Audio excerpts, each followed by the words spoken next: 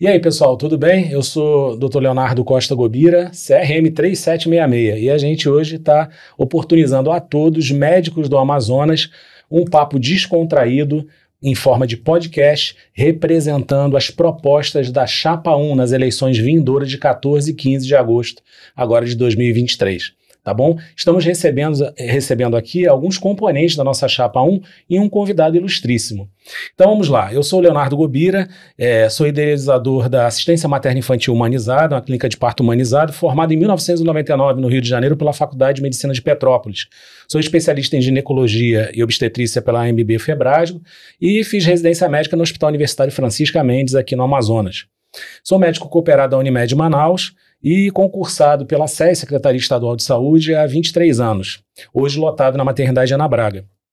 Também sou concursado na Secretaria de Saúde do município de Manaus, na maternidade Moura Tapajós. Tenho qualificação prática em urgência e emergência, né? Exerci a terapia intensiva por 15 anos aqui em Manaus. Sou especialista qualificado em doenças sexualmente transmissíveis pela Sociedade Brasileira de Doenças Sexualmente Transmissíveis. Sou preceptor também de ginecologia e obstetrícia na FAMetro, na UEA, Universidade do Estado do Amazonas, e na Universidade Federal do Amazonas. Além disso tudo, a gente está procurando aqui contribuir um pouco com o Conselho Regional de Medicina do Amazonas. Tenho aqui presente também, ao meu lado esquerdo, a doutora Shirlane Barros, ortopedista e traumatologista, secretária-geral do CREMAN, membro da Câmara Técnica de Ortopedia e Traumatologia do Conselho Federal de Medicina, membro do Comitê de Dor da Sociedade Brasileira de Ortopedia, professora de ética médica da Faculdade de Medicina Newton Lins e mestranda em cirurgia. Minha colega, que eu esqueci de falar, amanhã eu começo o meu primeiro módulo do mestrado de cirurgia geral na UFAM. Ai, que maravilha. Aqui... Opa, que beleza. Hoje aqui à minha frente também trazemos o Dr. Jorge Badi. Olá, boa noite. Ultrassonografista, graduado em Medicina pela Universidade Newton Lins, aqui em Manaus, especialista em ultrassonografia geral pelo Colégio Brasileiro de Radiologia, CBR, e membro titular do Colégio Brasileiro de Radiologia. Tá? Dr. José Carlos Esteves, baluarte, um dos baluartes da ginecologia e obstetrícia do Amazonas, graduado pela Universidade Federal do Pará, especialista em ginecologia e obstetrícia, pós-graduado, fez residência médica em ginecologia e obstetrícia na Santa Casa de Misericórdia de Santos, São Paulo, ali há pouco tempo, em 1976. Né? Um dia desses. Medicina ocupacional e junto à Associação Médica do Amazonas também esteve presente.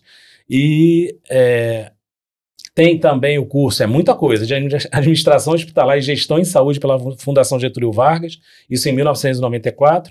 Né, todos aqui com RQE, especialistas, né?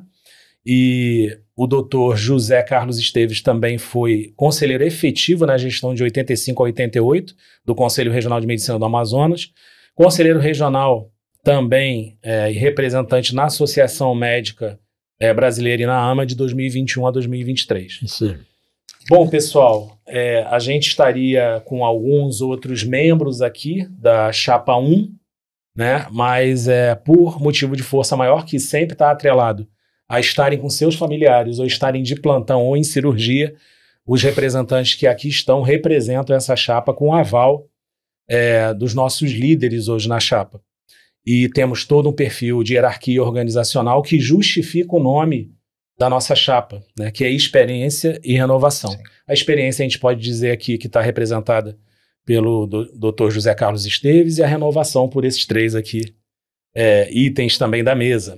E muito legal poder apresentar o Dr. Ademar Carlos Augusto, médico ginecologista e obstetra, diretor técnico da Fundação SECOM de 2009 a 2016, uma pessoa humilde que fez um resumo do que ele é para a gente só com isso aqui, e a gente sabe que o Dr. Ademar tem uma expressão e importância para os formadores de opinião em educação médica, de saúde, aqui no estado do Amazonas, foi meu preceptor da residência médica na UFAM e é uma pessoa que vai estar contribuindo conosco para a gente poder estar conversando aqui um pouquinho, principalmente com o objetivo de trazer propostas para renovação do que pode melhorar e confirmar as propostas que já estão estabelecidas para continuarem dando certo. Esse é o nosso objetivo, trazer a renovação, né, associada à experiência, né? Trazer novas propostas que possam melhorar as condições de trabalho e de exercício da medicina pelos médicos do estado do Amazonas e confirmar e permitir a manutenção do que a experiência trouxe para a gente ao longo dos anos, na representatividade dos conselheiros no Conselho Regional de Medicina do Amazonas. Então, a gente está aqui para conversar a respeito de algumas propostas que podem esclarecer as pessoas, os médicos do Amazonas que podem estar em dúvida entre a chapa 1 e a chapa 2 na escolha das eleições vindouras. Bom, pessoal, estou muito feliz de estar aqui com vocês, muito legal poder estar conduzindo esse papo. Eu desejo que vocês se sintam bem, à vontade.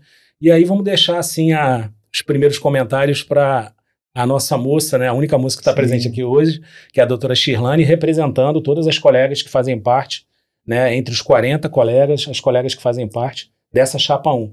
Shirlane, eu deixo a palavra contigo para trazer a expectativa do que a gente pode estar falando com os nossos colegas e trazer até uma ideia ou mesmo uma manifestação que possa gerar um convencimento em quem está em dúvida entre votar na chapa 1 e na chapa 2.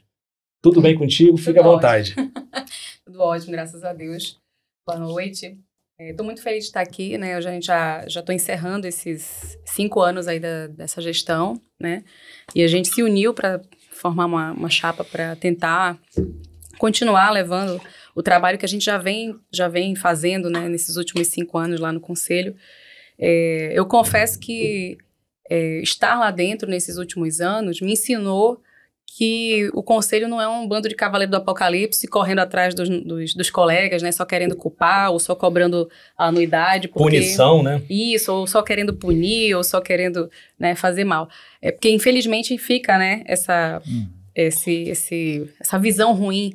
As pessoas não sabem necessariamente a que o Conselho se destina, né? A gente não tem só a função de fiscalizar ou só de judicar, né, fazer processos, mas a gente tem a função também de acolher o médico, né? Por que não tirar dúvidas? Por que não orientar? O que é possível fazer? O que está dentro né, englobado dentro das questões éticas? O que pode ser feito? O que não pode ser feito?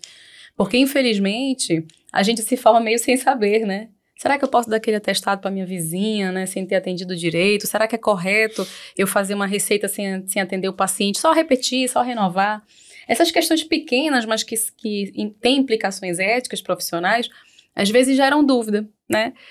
E eu acho que isso é o que faz a gente trabalhar todos os dias lá, tentar levar para os colegas, né, o que é na prática viver de forma ética e não necessariamente só pagar anuidade e sair batendo todo mundo que de repente é denunciado, né? Uma das coisas mais legais, eu acho que a gente conseguiu fazer foi ressuscitar a educação médica continuada.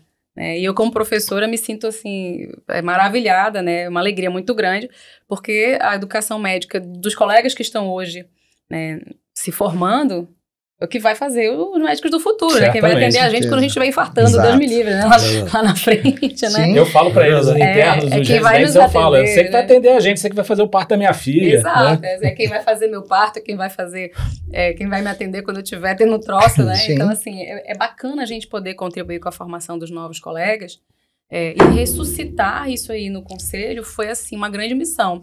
A gente tinha um auditório que ficava subutilizado, muitas sociedades que pediam ajuda para fazer eventos que, infelizmente, em gestões anteriores não conseguiam, né, esse apoio. E a gente conseguiu fazer, inclusive a sociedade, a ginecologia foi a especialidade que mais teve eventos ao longo dos últimos anos, né, assim, de atualização de conteúdo, a gente trazendo profissionais de fora. Vamos trazer para o boi bumbá. O contrário, às vezes, fica falando, né? Que a gente não deu oportunidade, né? A gente não abriu espaço. E a educação médica continuada para a ginecologia e obstetrícia no Amazonas teve esse repertório de essa aceitabilidade de reservar o espaço sempre que precisou, né? Sim, importante você dizer isso. Sempre, né? sempre. E trazer gente de fora também, sempre que foi solicitado, a gente ajudou a trazer profissionais de fora para capacitar, né? A gente conseguiu ressuscitar também as ligas acadêmicas, que fazia muito tempo a gente não tinha eventos lá no Conselho, né? Então, assim, você já vai familiarizando o aluno, né? Não só o médico no futuro, mas o aluno ele já vai sabendo a que se destina o Conselho, como é que funciona, o que tem lá. E essa semana, inclusive, a gente teve, né? Ontem, segunda e terça, né? O workshop de ortopedia e traumatologia. Deixa eu puxar a sardinha pro meu lado também, né? A gente fez, né? Acolheu 150 alunos, né? 150 acadêmicos de medicina interessados em aprender ortopedia e traumatologia. Veja que maravilha. É um orgulho pra gente. Muito maneiro. E trazendo colegas do Amazonas com relevância Eu vejo que é importante nacional. você falar isso como uma participante hoje aqui do podcast que já tem essa experiência de um período dentro do CRM, porque às vezes as pessoas, nossa, mas essa chapa 1 é experiência com renovação. Tá aí essa experiência, e muita gente taxa assim, essa mesmice. O que foi feito de diferente, né? Sim. Porque muitas vezes se atrela a experiência a envergadura de que não há modificação. E, na verdade, a gente tem que esclarecer uma acusação que há muito grande. Às vezes a pessoa chega e fala aos colegas que pagam CRM anual, né, Jorge? O que está sendo feito com o meu dinheiro? Olha aí. Às vezes não há uma informação, não chega uma informação para saber que aquela parte experiente da chapa realmente trouxe uma modificação, e é por isso que na apresentação eu falei, né, evoluir no que já está sendo construído e procurar renovar também, mas manter aquilo que dá certo, Assim, né? Nesse sentido, né? E a gente reduziu muito, né, a quantidade de processos que foram abertos nos últimos anos. A gente conseguiu aumentar a quantidade de casos em que a gente fez termos de ajuste de conduta, né, que é só chamar o colega, conversar, explicar, fazer ele entender onde foi que ele errou. Porque a gente sabe que muitas vezes não há má fé. Então, assim, não há necessidade de abrir um processo, todos os gastos advocatícios, o estresse, né, de você estar passando por aquela situação, enfim. Então, a gente tentou fazer o conselho ter mais uma espécie de cara de acolhida do que de necessariamente, né, de punição. Sim. Né? Essa foi uma das nossas intenções quando nós assumimos logo no começo. E a gente, assim, olhando em números, a gente olha para trás hoje, a gente vê, nossa, que maravilha que a gente conseguiu ter menos processos. A gente sabe que existem os maus colegas, né? Em qualquer profissão existe quem faz o errado. Mas a gente também sabe que existe o colega que desconhece, né? Que não faz por má fé, que não faz porque quer, né? Ou então, muitas vezes, aquela denúncia maliciosa, né? Sim. A gente sabe que a medicina está sendo muito judicializada, os colegas estão sendo muito vistos, né? E muitas vezes tem aquela pessoa mal intencionada, né? Sim. Que faz aquela denúncia falaciosa, que não tem um pingo de sentido, e às vezes o colega, muitas vezes, tinha que ficar respondendo aquilo ali 2, 3, 4 anos, sei lá quanto tempo. Certamente. Estressante, né? Mas eu não quero queimar todo o seu conhecimento. Ainda vamos trazer aqui para proposta até que você se interessou entre as propostas que a gente tem, né? Uma coisa que a gente vai discutir aqui também. E eu vejo que é um momento importante que a gente vai poder trazer outros esclarecimentos também no que a gente pode manter, mas ao mesmo tempo que a gente pode estar trazendo de novidade e modificar para poder melhorar esse atendimento do Conselho Regional de Medicina e orientação a todos os médicos do Amazonas. Nós trazemos aqui também, com grata satisfação, o Dr. Jorge Badi, tá? Olá, seja bem-vindo também, está aqui conversando com a gente, todo mundo se dispondo aqui. A gente está fazendo essa gravação numa quarta-feira, dia 2, e estamos aqui por livre e espontânea vontade para poder contribuir com a construção de uma chapa renovada, mas ao mesmo tempo experiente, que é a chapa 1. Então, Jorge Badi, seja bem-vindo também. Deixo para você as primeiras palavras sobre a motivação, né? Essa novidade, tanto para mim quanto para você, da gente poder estar representando aqui a novidade dentro do Conselho. Novidade no sentido da gente estar observando essa experiência dos colegas que já estão aqui e buscando também esse sentido de transformação e renovação. Tá? Bem-vindo, deixo a palavra contigo. Obrigado.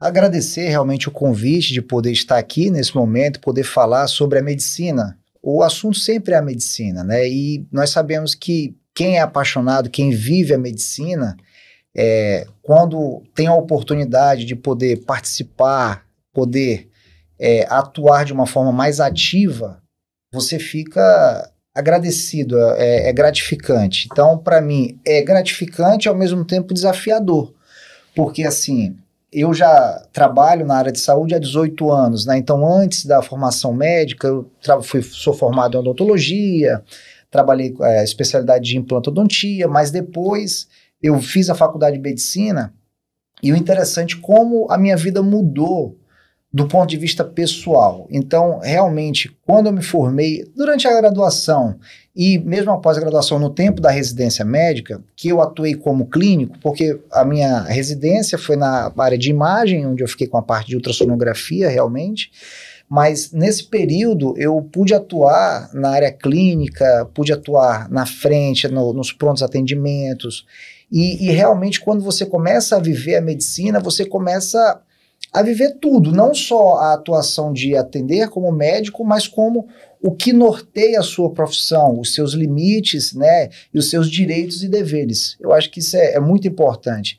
Então, quando nós fomos convidados para participar dessa Chapa 1, foi desafiador e motivador também, porque nós vimos vários médicos, um grupo de médicos realmente preocupado. Em todas as nossas reuniões se fala que nós queremos realmente o melhor para a classe, não é algo de ego, é algo realmente de regulação médica, mas de uma forma em que a gente veja o lado médico realmente. Então, quando nós estamos em campanha agora, nós conversamos com vários médicos e eles falam realmente, olha, as queixas, os parabéns, né, as gratificações que nós temos, mas assim, nós ouvimos as queixas dos colegas, mas nós vemos que a nossa chapa é uma chapa que tem uma boa aceitação, porque eles veem que são pessoas já com uma certa experiência médica, com uma experiência de atuação como a doutora Shirlane, doutor Esteves, doutor Gobira também, que já trabalha nessa parte. Foi muito importante você falar isso, porque é uma pergunta que eu vou ter daqui a pouco para o nosso apoiador, colaborador, doutor Ademar, que tem uma vasta experiência. Eu achei muito importante você tocar nesse item, né? Da experiência, até de tempo, de trabalho, de formação, sim, porque eu acho que é um assunto que vai ser importante a gente traçar com ele, né? Porque para você regular uma classe, para você regular uma atividade, você tem que ter experiência. Sim. Não adianta falar assim, não, vamos só renovação, só gente nova. Não, calma aí, não é gente nova, não é idade, não é trabalho. Então, assim, quem tem experiência de trabalho, quem já atuou, sabe como é.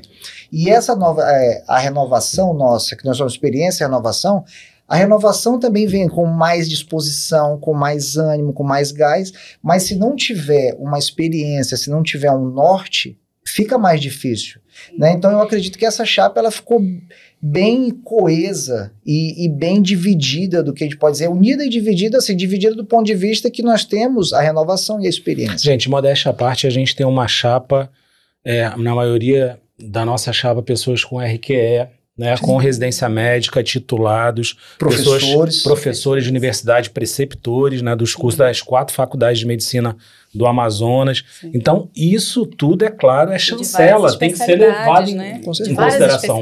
Várias especialidades. Cada especialidade tem sua peculiaridade de trabalho, né, de campo, de atendimento, de procedimento. Porque se fosse uma chapa só de cirurgião geral, uma que tem muito GO, uma que tem muito pediatra, muito radiologista, muito anestesiologista, né? E a gente tem uma chapa que tem essa congruência de várias especialidades, né? E foi importante que a doutora Shirlane falou justamente sobre a questão dos processos médicos. Ela falou, e você vê que realmente, eu tinha um pouco disso também, falou assim, poxa, o CRM é só aquela questão do processo, do problema, né? Do julgamento, e foram boas palavras dela, porque ela mostrou com mais clareza que a coisa também não é assim, não é ferro e fogo, né? Então, o médico, ele tem que ter essa confiança, ele tem que ter no CRM a segurança dele. Então, ele até entender como existem muitas denúncias que não são cabíveis, realmente. Então, assim, ele tem que ter no CRM como um lugar de defesa dele. E na hora da meia-culpa, alguém que tenha o olhar paternal. Exato. Porque o pai e a mãe também, ou maternal, né? Sim. Também não tá ali para estar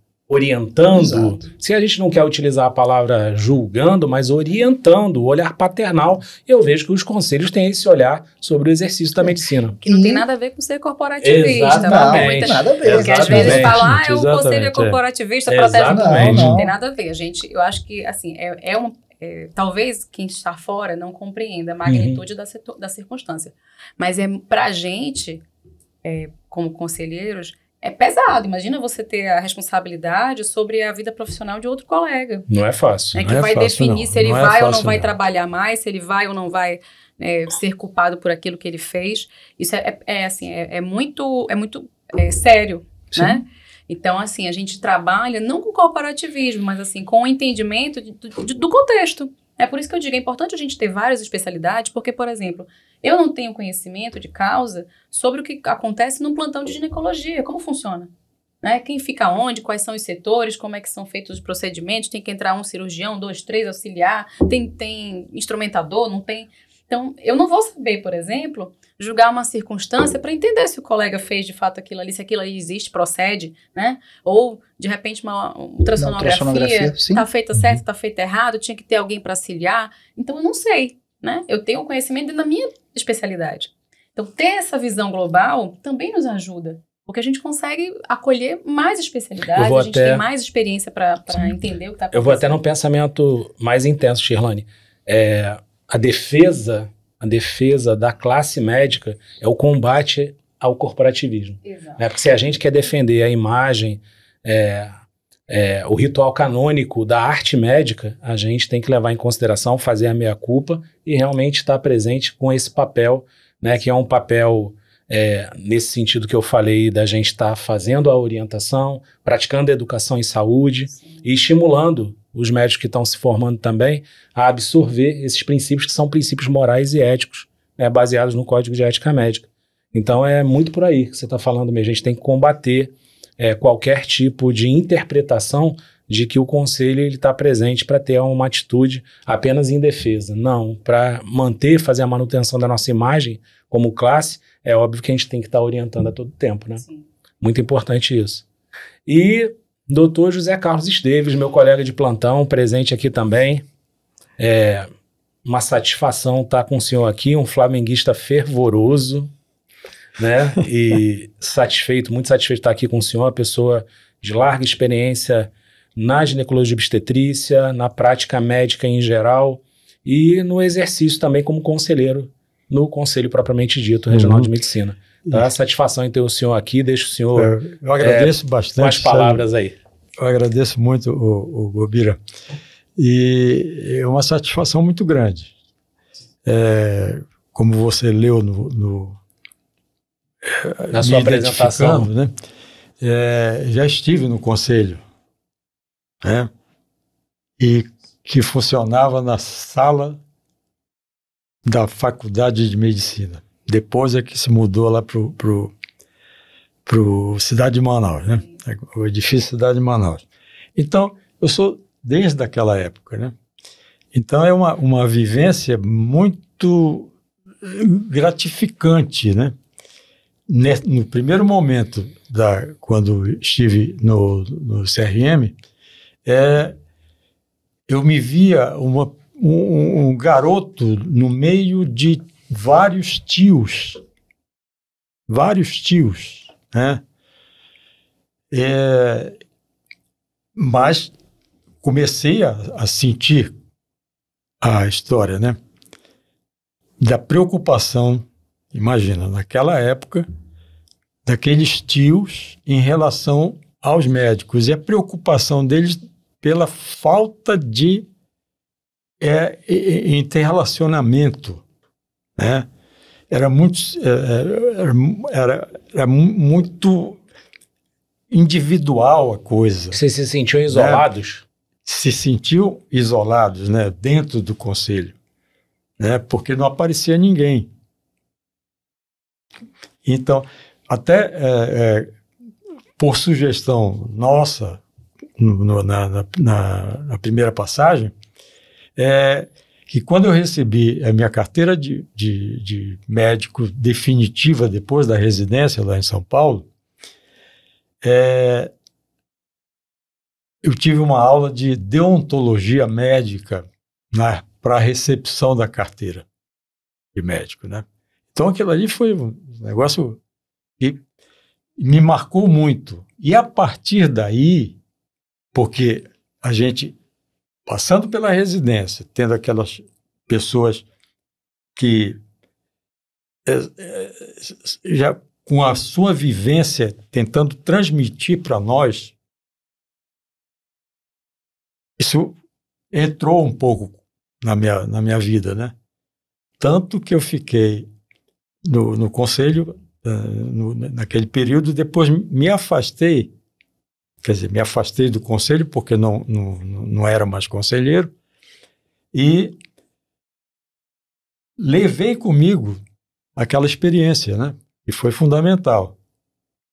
E surge uma nova era da questão da preceptoria, né? Quando nós iniciamos as residências médicas no hospital, hoje Fundação Adriano Jorge, a preocupação nossa foi essa, de a gente ter uma equipe dentro da instituição, que tivesse experiência em cada especialidade. No início foram 3 especialidades: clínica médica, ortopedia e, em seguida, a anestesiologia. E foi desenvolvendo todo o processo, e hoje a residência do Hospital Adriano Jorge é muito concorrida, né? E a satisfação nossa nessa participação é que,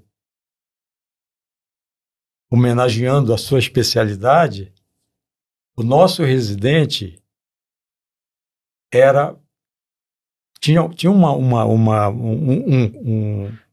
um respeito até na hora do vamos ver da especialidade, né? Que saía do Adriano Jorge e ia continuar a sua atividade numa especialização. O arcabouço total da ortopedia era iniciada com a gente. Esse colega novo ia fazer a sua pós-graduação dentro da subespecialidade, e para nós era uma satisfação muito grande que havia um retorno daquilo que nós conseguimos repassar para eles em cada especialidade, e assim em outras especialidades. E aí eu fui, durante a minha estada no Hospital Adriano Jorge, eu estava conversando até com o doutor Padilha,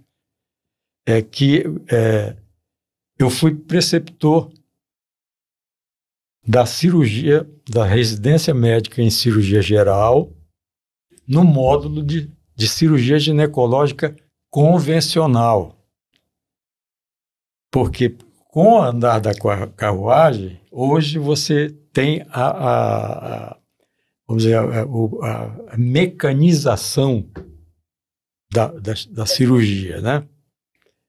Então, para evitar qualquer problema que ele viesse a ter, eu me dispus a enfrentar esse lado da convencional e mostrar para o meu colega que estava chegando de como ele iria manusear a parte eletrônica a partir do momento que ele está sabendo aonde ele vai colocar o catéter, etc, etc. Né? Isso fiz um levantamento, né? Foram 57 residentes de cirurgia, na cadeira de cirurgia geral, que passaram na cadeira de cirurgia ginecológica comigo. Experiência, né? E acredito que não esquecem disso, com certeza. Todos que passaram. Todos que passaram. Então, Só fez história, né, gente? Agora, falando um pouco do meu retorno ao Conselho, há alguns anos atrás, o atual presidente, Dr. Haeckel, nos encontramos num supermercado e ele perguntou se eu queria voltar para o CRM representando a Associação Médica do Amazonas. Na época que ele me abordou, eu estava envolvido lá na residência, na residência lá do Adriano Jorge, e outros cargos que eu desempenhei lá, graças a Deus. E eu digo, mas não vai haver oportunidade. Foi quando chegou a época de eu dar uma parada, né? E o doutor Haeckel, com a saída do doutor Aristóteles como representante da Associação Médica no CRM, aí eu atendi o chamado do doutor Haeckel, né? E retornou com a sua vasta experiência. Retornamos a brilhantar o conselho. Ao conselho. Daí estou, Cíntia, e não me candidatei agora, é um detalhe, nos efetivos. Eu estou como suplente. Mas com aquela necessidade, com aquela vibração ainda de repassar o que a gente aprendeu. Esse aí é o Né? objetivo. Esse é o maior objetivo. Pessoas como Então, o senhor são base para nós. Os residentes, os ex-residentes lá do Adriano Jorge, eu contactei com eles, foram na minha área, na ginecologia, né? Foram 53 desde 2007, quando nós começamos a residência lá no Hospital Adriano Jorge, até agosto de 2018. Então, 53 colegas nossos passaram por mim lá no Adriano Jorge. Parabéns. Muito legal. Haja ginecologista nessa cidade. É muito bom. Mas é muito menino que nasce.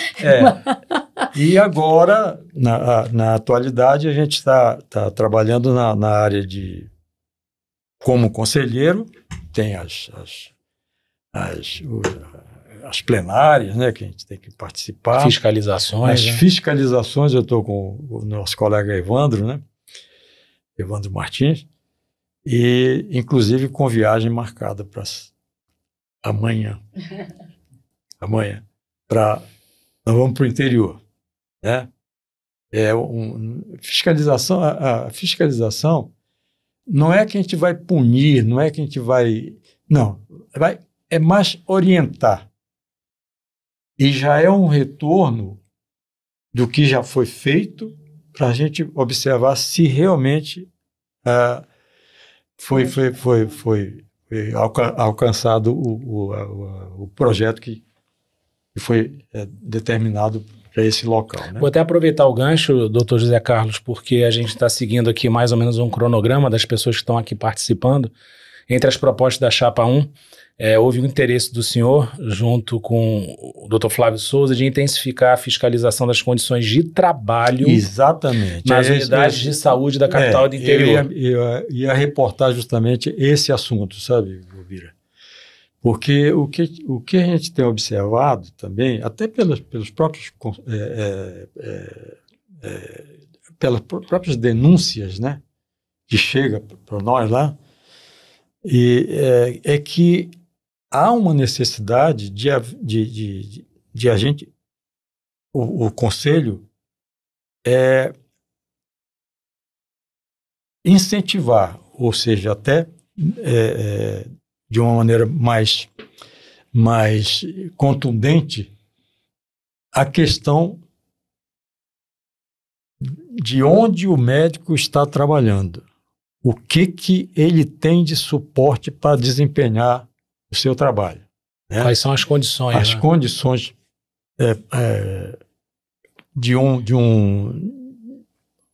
tanto no serviço público quanto no serviço privado. Tanto na urgência quanto no ambulatório, né? Tanto no plantão na urgência quanto no ambulatório. E a mais recente, não sei se que nós fizemos, e o problema a gente observa mais que não há um relacionamento da empresa ou do poder do público de entrar em contato com o CRM e passar alguma informação a respeito de determinados assuntos que recaem no funcionamento da unidade. O professor Genival Veloso de França, ele está batalhando para ver se o Conselho Federal de Medicina realiza alguma manifestação em relação à negligência de gestão, que é uma situação já muito frequente, né?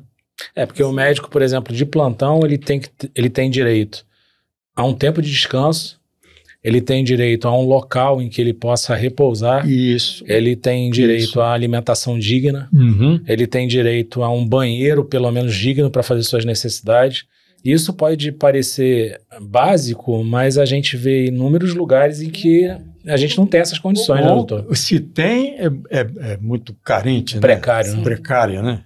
Isso sem contar o material disponível para que ele possa exercer seu trabalho de forma correta, com dignidade, sem fazer gambiarra, sem fazer acochambrado, sem fazer, né, como muitas vezes jeitinho a gente brasileiro. faz, sem dar jeitinho, Isso. porque o jeitinho muitas vezes pode dar errado, né? E a gente termina recaindo sobre nós porque querem que o médico resolva. Isso, né? exatamente. Então, a gente também precisa verificar. A má gestão também atrapalha, né, fora a questão do descanso, fora a questão do repouso, atrapalha o material, atrapalha o pagamento. Isso. Né? A Exatamente. remuneração do médico. Né? Várias contratações são feitas de forma pejotizada, terceirizada, cooperada. Isso. Então, muitas relações de trabalho, existem inúmeras, né? Não é só o CLT. A gente sabe que existem várias relações de trabalho. Muito embora... Agora tem as tais das OS, né? Organizações Sim, Sociais. Exato. A gente sabe que, muito embora isso não seja uma questão, uma prerrogativa do Conselho, né? Muitos colegas têm dúvidas sobre isso. É porque o Conselho não briga sobre a remuneração, piso salarial, né? Isso não é uma prerrogativa do Conselho. Exatamente. Tá? É bom que os colegas saibam disso para esclarecer, para que a gente não tenha que ficar justificando e esculhambam a gente, né? Você não confunde prerrogativa sindical com prerrogativa do Conselho. Conselhal, exato. São coisas completamente distintas. Mas, distintas, apesar disso não ser uma prerrogativa do Conselho, a gente atua e trabalha, né, para ajudar os colegas em questões relativas à remuneração. Tá? Muito embora isso não seja uma função nossa, mas a gente faz. Já houve reuniões lá no Conselho para tentar conciliar, né, o governo do Estado, para tentar conciliar com empregadores de hospitais particulares, para tentar resolver essas questões. A gente tenta ser uma espécie de mediação. Né? Apesar de não ser nosso, a gente termina ajudando de alguma forma, porque a gente sabe que os colegas precisam de algum apoio. Muitas vezes o sindicato também não resolve, né? E a gente faz esse meio de campo, né, para ajudar. Olha, esse é um momento que eu, como condutor aqui, mediador, eu vi que é muito importante a gente dizer o nome dos colegas que fazem parte da nossa chapa. Nós aqui estamos representando.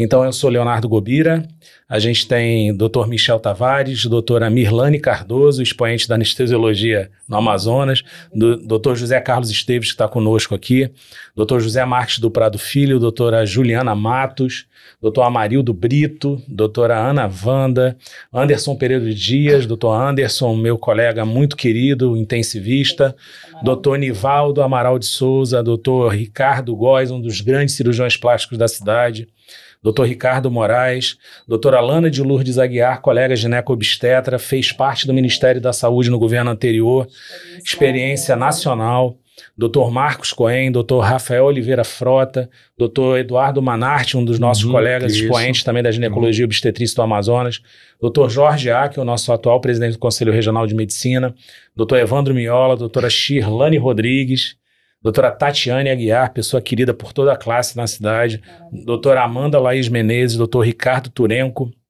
doutor Roberto Daibes, doutor Sidney Chalub, manda um abraço para ele, meu colega flamenguista, grande amigo das épocas do Protocor, estaria com a gente aqui hoje, teve uma cirurgia de urgência, doutor Fábio Bindá, doutora Gláucia Reis Credi, doutora Eliana Feijó, eu não sou formado pela Universidade Federal do Amazonas, mas professora renomada de muitos daqui do Amazonas, doutor Ailon Menezes, doutor César Paranhos, doutor Flávio Antunes de Souza, doutora Silvia Akel, doutor Thales Quincariol, doutora Tamires Nadaf Akel, doutor Ítalo Cortez, grande amigo, urologista renomado da cidade, professor também universitário, doutora Juliana Tapajós, doutora Carla Cristina Petruccelli, né?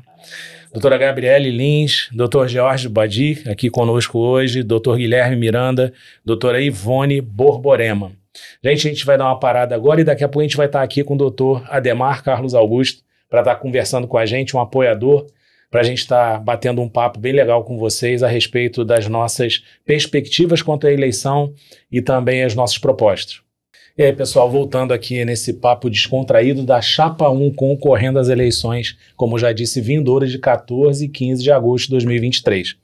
Muito legal, muito importante o aceite do nosso colega Ademar Carlos Augusto, tá? Quero agradecer ao senhor a sua presença, está contribuindo aqui nesse momento conosco como um apoiador, uma pessoa que tem simpatia, acredito eu, por estar aqui, a chapa, os colegas que estão aqui, meu professor na residência médica, Gratidão ao senhor, colega de plantão também de trabalho, e sinta-se bem, né? E a gente quer ouvir um pouco o senhor para trazer para a gente, para as pessoas que estão nos vendo e nos ouvindo, por que a chapa 1, doutor Adhemar, o senhor acredita que é a melhor chapa nas eleições do Conselho Regional de Medicina do Amazonas? Antes de mais nada, eu quero dizer que eu estou aqui como eleitor, por direito, por ser médico e por ter escolhido esse grupo que está na chapa 1. Na realidade, o mundo não aceita mais experiências, né, para se deixar para depois, para se aprender, para fazer. O mundo hoje exige respostas imediatas. Todo mundo tem direito de pleitear, ser qualquer coisa. Ninguém está tirando o direito de ninguém. Mas a gente tem que ter o bom senso de avaliar pessoas que possam nos representar com maior clareza e precisão naquilo que a gente pretende. Infelizmente, a categoria médica, um percentual significativo, não tem o conhecimento do que é o sistema conselhal, o que é um conselho de medicina. E quando eu falo o que é um conselho de medicina, eu falo do conselho como um todo, tanto os regionais como o federal. E as pessoas, quando passam a viver o conselho, elas passam a entender o que é essa instituição, o que ela representa, quais são as suas obrigações, qual a sua capacidade resolutiva, qual é o poder que essa entidade tem, que não é todo esse poder que as pessoas acham que nós temos, e o trabalho que a gente tem que fazer. A princípio, o Conselho, quando foi criado, em 1957, pela Lei 3628, era um órgão apenas regulamentador da profissão e judicante. Era para regulamentar a profissão e judicante. Lógico que ao longo do tempo, apesar da lei não ter mudado, mas o Conselho ampliou. Hoje nós temos uma atividade muito grande na sociedade, porque na prática nós somos um órgão de uma instituição chamada medicina, mas nós somos um órgão de defesa da sociedade, porque o médico está para servir a sociedade. É isso que nós fazemos quando nós nos formamos e que a gente jura. A gente jura servir. Né? Nosso juramento é servir. Não é esse o nosso juramento? É servir. Tanto que eu brinco que quem não gosta de gente não seja médico. Certo? Não dá, né? Não dá. Quem não vive para servir não serve para viver. Não serve para viver. Então, a nossa profissão é uma profissão de servir. As profissões da área de saúde são profissões de servir. Certo? E a medicina, por ser a pioneira, a profissão pioneira na assistência às pessoas portadoras de algum mal que gerasse alteração na sua saúde, é a mãe de todas as outras profissões, a mãe e o pai de todas as outras profissões. Na prática, a gente trabalha em conjunto, porque todos nós somos importantes. Todas as profissões da área de saúde são importantes. Todos têm seu papel, todos se contribuem para que a gente possa ter uma assistência adequada ao paciente. E é importante que a gente tenha essa unidade. E o conselho tem essa função. Então, quando a gente vai trabalhar, a gente tem que entender qual é a finalidade desta instituição, a sua responsabilidade, o seu campo de ação, a sua capacidade de decisão, de interferência. E hoje o Conselho tem uma função importantíssima na sociedade porque ele ocupa um espaço, inclusive, de fundo político. É lógico que nós não temos o poder que muitos acreditam que nós temos. Eu posso dar como exemplo a questão dessa imensidão de faculdades de medicina que abriu no Brasil, que muita gente acha que nós do Conselho permitimos isso. E nós não tivemos nenhuma interferência, muito pelo contrário. Nós estamos lutando há muito tempo para que o Brasil não tenha esse horror de faculdade de medicina, que a gente não tem necessidade disso. Nós temos médicos suficientes no Brasil para atender a população. Falta uma carreira médica, né? A nossa proporção de médicos equitativamente para a população é semelhante à do Canadá, à dos Estados Unidos, países de primeiro mundo, ou à da Suécia. A nossa relação é de 2,56 médicos por cada 100 mil habitantes, que é igual a dos Estados Unidos. É igual a dos Estados Unidos, é igual a do Canadá, é igual a da Suécia, é igual a da Inglaterra. Certo? Então, falta médico no Brasil? Não. O que falta é uma organização do setor público, em primeiro lugar, porque o Brasil tem uma população muito carente que depende do governo. A assistência pública é necessária no Brasil. Então, eu fiz a opção por essa chapa porque ela representa um grupo que já está trabalhando, que vai permanecer e teve o cuidado de trazer novos colegas para que possa transmitir para esses novos colegas todo esse conhecimento que foi adquirido, ou seja, por isso que o nome é Experiência e Renovação. O senhor vê que essa união e essa transição é importante? É importante. Por quê?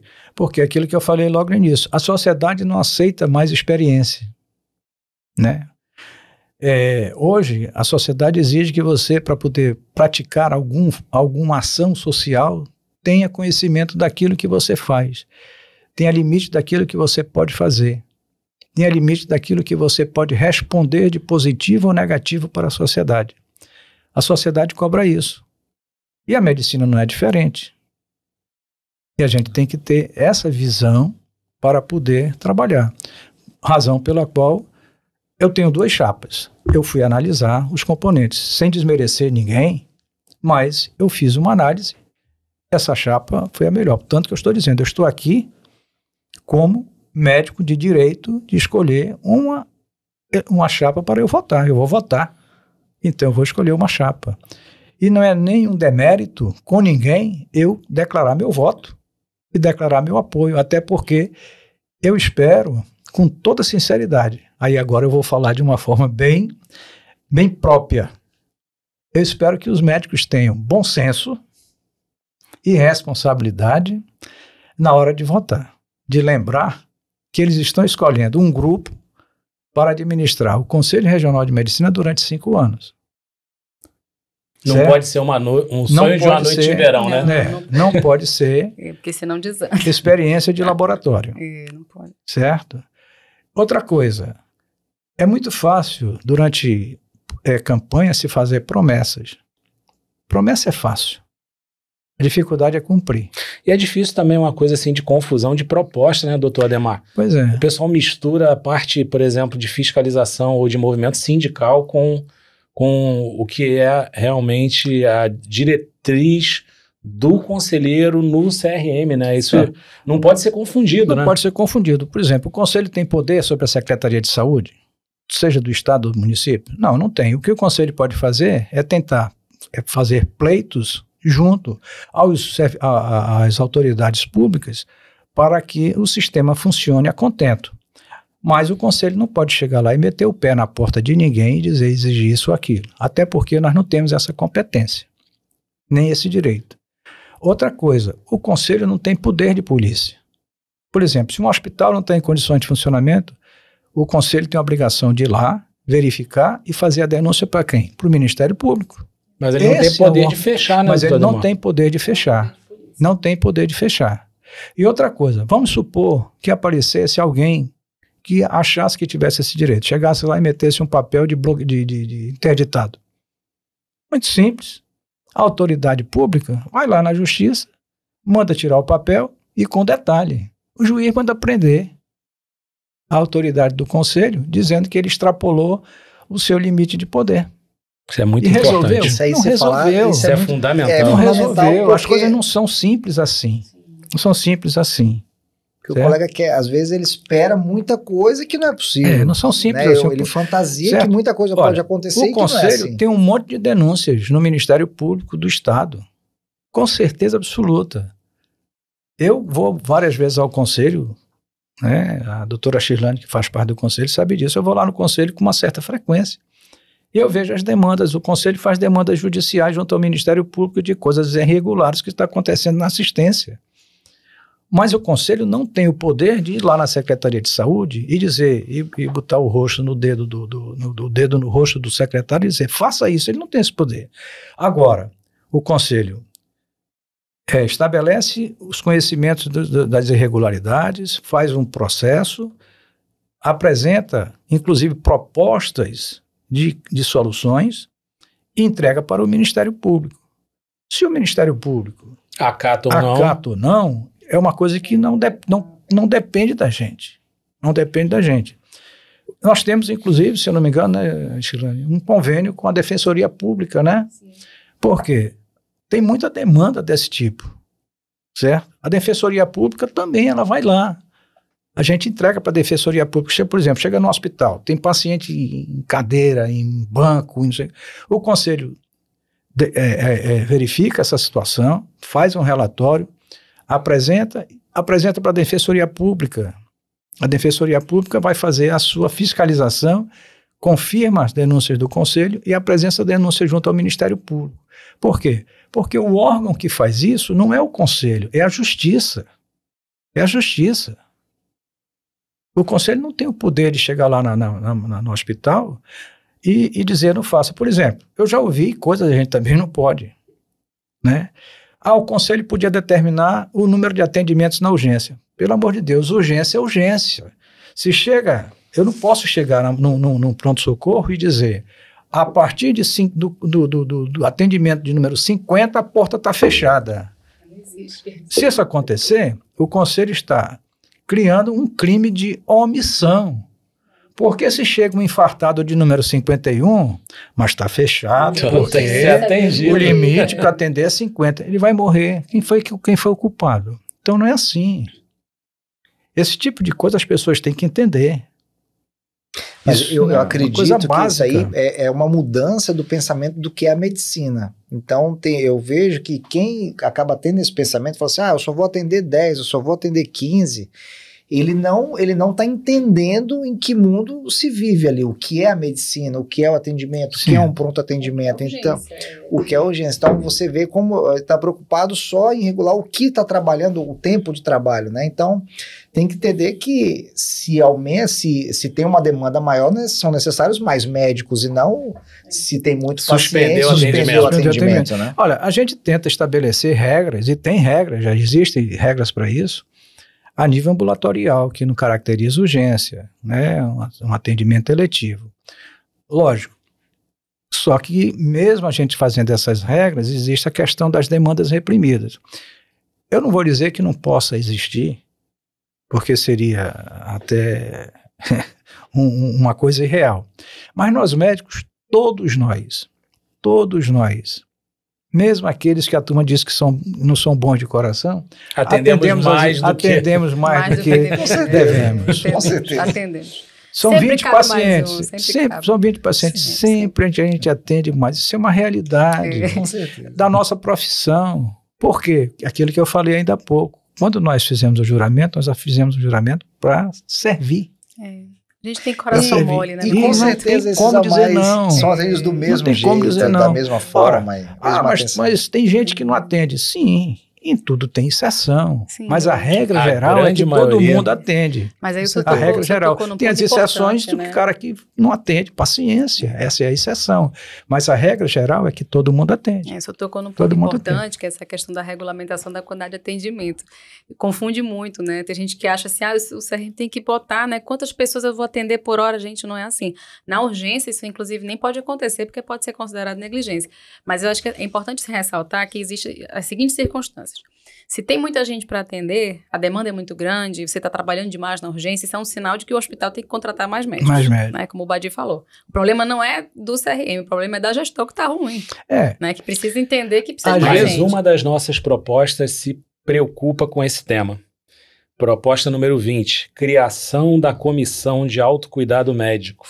Sim. Visando incentivar o profissional a cuidar de sua saúde para aprimorar o atendimento prestado aos pacientes. Sim. Então, a gente está se preocupando com a gente mesmo e é uma forma da gente esclarecer as nossas responsabilidades, né? Guabira, é a tal coisa. As condições, as condições de trabalho estão tão péssimas, as pessoas cobram da gente médico, cobram do pessoal de saúde, mas eles esquecem de olhar as condições que nós trabalhamos. Nos últimos anos, só para você ter uma ideia, o índice de suicídio na categoria médica aumentou assustadoramente. E síndrome de Burnout, né? A síndrome de Burnout. As pessoas que estão entrando em depressão, né? Que desqualificam a sua qualidade de vida. Por quê? Porque é essa questão de ter muita cobrança e pouca retribuição. E tem tido muita agressão contra médicos também, né? Tem tido, aumentou muito, né? A sociedade, muita gente, muitos formadores de opinião, eles criam um ambiente para que o usuário do sistema fique agressivo, vendo na pessoa que está na frente dele o representante daquele poder, quando aquela pessoa é tão vítima quanto ele. É tão vítima quanto ele, porque ele está trabalhando em condições precárias, com limitações de assistência, de insumos, de estrutura hospitalar, um monte de coisa, e o camarada quer que eles deem as coisas. Um exemplo, nós dois somos obstetras. Qual é a culpa que nós temos, como obstetras que damos plantão em maternidades, das maternidades ficarem superlotadas e as pacientes ficarem em macas e cadeiras? A demanda reprimida não é uma responsabilidade nossa. Pois é, a demanda reprimida não é culpa nossa. A gente não, as pacientes acabam ficando em macas e cadeiras, porque uma vez eu já falei isso várias vezes, uma vez não, já várias vezes em plantão. Mas doutor, a minha filha vai ficar na cadeira? Eu digo, senhora, eu vou dizer uma coisa para a senhora, para a mãe da paciente. É melhor que a sua filha, se não tiver nenhum lugar para ela, nenhum leito para ela ter o filho, mas eu fazer o parto dela no chão, porque eu sei fazer o parto, eu fui treinado para isso, do que ela nascer na calçada com um estranho que não tem experiência nenhuma. Mas se ela nascer aqui no chão, não é culpa minha, é porque ela não tem onde deitar. Eu quero que a senhora entenda isso. Então, ela vai ficar sentadinha, vai ficar deitada nessa poltrona aqui, não é porque eu quero, é porque é o único lugar que no momento eu tenho para oferecer para ela. Porque eu estou no plantão. E ela está em trabalho de parto e pelo jeito ela não deve demorar a parir.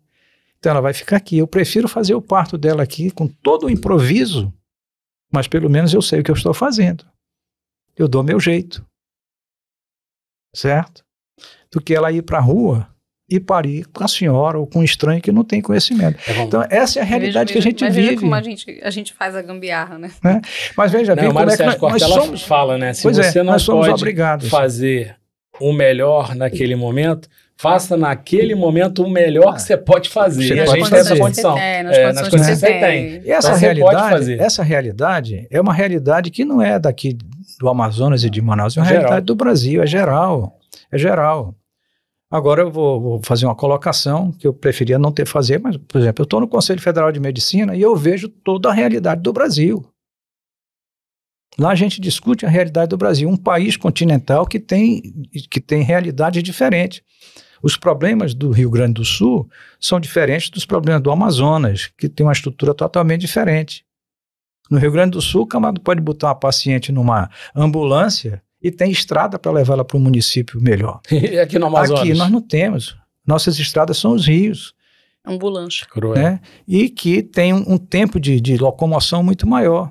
E qual é a culpa que o pobrezinho do médico, da enfermeira, do técnico de enfermagem que está lá em Deus me livre, atendendo, tem, da estrutura que ele atende, não ter condições de dar uma solução, e ele tem que botar numa lancha, muitas vezes improvisada, né? Que não é nem lancha de socorro. Essa é a realidade. A gente tem consciência disso e luta para melhorar isso dentro dos conselhos. Luta. Agora, infelizmente, o nosso poder de resolução é limitado. Não adianta eu prometer para as pessoas que eu vou fazer isso e aquilo. Uma pessoa que se candidata prometendo coisas que ele não vai cumprir, eu lamento. Ele está sendo injusto com os colegas em oferecer coisas que ele não vai cumprir. A gente se pergunta se é falta de conhecimento, muitas vezes, e em outro momento se pergunta se há má fé, porque na verdade, me parece, são colegas de profissão, né? Parece que é falta, muitas vezes, do conhecimento, realmente, quais são as prerrogativas do Conselho Regional de Medicina. Né? A gente quer aproveitar um pouquinho do conhecimento do senhor ainda, porque a gente vai falar de um assunto agora importante, doutor Demar, que eu vou trazer através da proposta que o doutor George Badi se colocou dentro das nossas propostas nessa campanha. A gente falar um pouquinho sobre a defesa incansável do Exame Nacional de Revalidação de Diplomas Médicos. Então, esse é um posicionamento que a nossa chapa traz, atrelada ao interesse da categoria, que eu acho que é muito importante, a gente tem que estar unido nesse sentido. Então, eu gostaria que o senhor traçasse, né, e explicasse para os colegas que ainda estão indecisos, que não têm conhecimento do nosso posicionamento, sobre a importância do Revalida, né? E assim, é muito importante ficar claro que quando nós batemos na tecla da revalidação, não é um preconceito, não é dizer que aquele colega não é capaz, mas que se... Tanto com o brasileiro quanto com o estrangeiro. Tanto né? com o brasileiro como o estrangeiro, até porque todos somos médicos. O colega formou na Bolívia, formou no Peru, formou no Paraguai, ele é um colega médico. Mas assim como em todos os países, para você atuar naquele local, você precisa passar por um processo de revalidação, mas esse processo de revalidação ele é muito mais do que só uma prova de capacitação. É uma adequação, uma regionalização, porque eu sou formado na Bolívia, então eu tenho problemas que são mais comuns, a epidemiologia ela vai mudar um pouco. Do Paraguai, da Bolívia, do Peru. Entre faculdades diferentes no Brasil, a metodologia de ensino já é diferente, né? É diferente. Então, assim, entre as faculdades de medicina do país, os problemas já são distintos. Porque aqui a gente tem, por exemplo, acidentes zoofídicos, né? Com cobra que você não vai ver, sei lá no Rio Grande do Sul. Eu formei no Rio e malária eu vi aqui. Eu aprendi a tratar malária aqui no Amazonas. Então, né? Coisas que talvez você não vai ver em outro lugar. E se você começa a exemplificar... Por exemplo, eu sou formado no Brasil, eu fiz a residência no Brasil, mas eu tive que fazer uma prova de especialidade para provar que eu estou apto. Então, assim, mesmo quando você termina a residência médica, você passa ainda por uma prova da associação para você mostrar que você fez a residência, que você passou, que você tem uma capacitação mínima comprovada para que você possa atuar nisso. Então, quando nós batemos na tecla da revalidação, nós estamos falando o quê? Que esse colega ele tem que ser testado porque é ele quem vai cuidar da gente daqui um dia. Então, assim, ele tem que saber a nossa língua, ele tem que falar bem o português, ele tem que saber escrever, porque ele vai fazer uma prescrição médica, ele vai conversar com o paciente, ele vai explicar para o paciente o que ele está sentindo. Então, quantas vezes eu já ouvi que o paciente chega e fala, eu não entendi nada do que foi falado, ele vem fazer uma nova consulta. Como eu falo, não é nem porque esse colega não sabia não ser médico, mas ele não soube se expressar, ele não soube conversar com aquele paciente. Então, o processo de revalidação, ele é muito importante para regularizar esse colega, que ele atue dentro das normas que são exigidas, dentro do conhecimento mínimo exigido. Então, isso é uma proteção da nossa classe, sim, mas é uma proteção da sociedade. É muito mais do que uma proteção da classe, é uma proteção da sociedade. Então, o compromisso é a gente, como Chapa 1, estar alerta ao exercício ilegal, né? Porque a gente até estava conversando nos bastidores, né, com o Dr. Ademar, e infelizmente existem profissionais médicos formados no exterior que não fizeram revalida, são absorvidos pelo programa Mais Médicos, e é bom deixar claro, nesse momento que a gente está aqui numa atividade de comunicação em mídia digital, de que esse profissional ele não pode trabalhar fora do programa Mais Médicos, né, doutor Ademar? Inclusive, existe essa prerrogativa do CFM, né?